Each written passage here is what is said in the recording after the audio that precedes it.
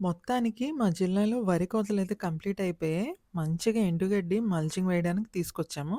So, ఇక్కడ కనిపిస్తున్న heap ఉంది కదా! ఇదంతా కూడా మన ఫామ్‌లో మల్చ్ చేయడానికి తీసుకొచ్చాం. బేసిక్‌గా ఈ వీడియోలో ఏంటంటే మల్చ్ చేయడం వల్ల యూజెస్ ఏంటి? అడ్వాంటేజెస్ ఏంటి? అనేది నేను చెప్తాను. సో, ఇలా ఈ లేయర్ అంతా కవర్ చేద్దాము. బై ది వే బంతిపూలు చూడండి. భలే అందంగా ఉన్నాయి కదా! సరే. అసలు విషయానికొస్తే ఏంటంటే, ఇది మనం ఇప్పుడు నేను చూపించిన వీడియోలో ఇలా లేయర్‌లాగా వేసుకుంటాం కదా! దీనివల్ల సాయిల్‌ని మాయిస్ట్‌గా ఉంచుతుంది. సో, నీళ్లు తక్కువ సార్లు పోసినా సరే ప్లాంట్స్ చాలా ఫ్రెష్‌గా ఉంటాయన్నమాట. రెండవదిగా ఫార్మింగ్‌లో ఉన్న అతిపెద్ద సమస్య కలుపు.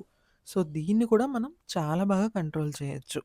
తర్వాత ఎండుగడ్డిలో నైట్రోజన్ అండ్ పొటాషియం అని న్యూట్రియంట్స్ ఉంటాయి. సో, ఇది మెల్లగా డీకంపోజ్ అవుతుంది కదా! ఈ డీకంపోజ్ అవుతున్నప్పుడు సాయిల్‌లో కలిసిపోయి మంచి న్యాచురల్ ఫెర్టిలైజర్‌గా కూడా పనిచేస్తది. అలాగే మన ప్లాంట్స్‌కి న్యూట్రిషన్స్ అంతా అందించేది సాయిల్‌లో ఉన్న మైక్రోబ్స్ అండ్ ఎర్త్‌వార్మ్స్ కదా! సో, ఈ మల్చింగ్ చేయడం వల్ల సాయిల్ పైన హ్యూమస్ అనే ఒక లేయర్ ఫార్మ్ అయ్యి సాయిల్ ఫెర్టిలిటీని కూడా పెంచుతాయి. ఇన్ని అడ్వాంటేజెస్ ఉన్న ఈ ఎండుగడ్డి చాలా ఎకనామికల్ అండ్ మంచి సస్టైనబుల్ ఆప్షన్ కూడా. సో, నెక్స్ట్ టైం మీకెప్పుడన్నా ఎండుగడ్డి దొరికితే మంచిగా మల్చింగ్ కోసం మాత్రం వాడండి. ఓకేనా?